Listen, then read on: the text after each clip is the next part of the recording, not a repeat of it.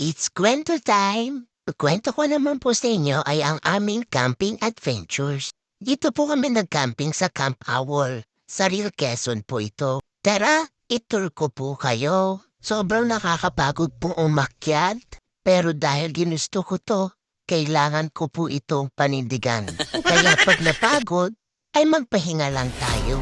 Huwag tayong mag-give up. Ganun naman po ang life, di ba? Kailangan nating paghirapan po ang lahat. Pero sulit naman po ang pagod natin pagdating po sa taas. May ganun.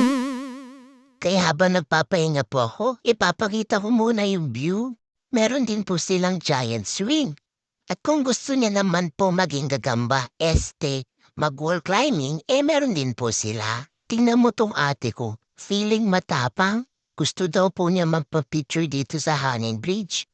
Tara, baba na po tayo.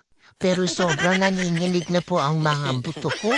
Kaya eto po, nagpabuhat na po ako sa kuya ko.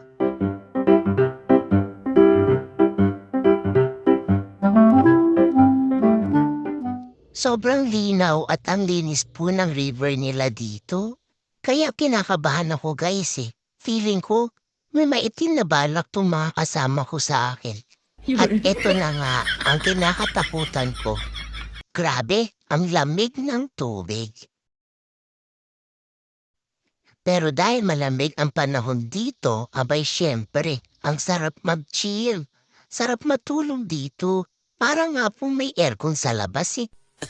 That's for our kwento for today. Bye! Thank you! See you in our next camping adventures.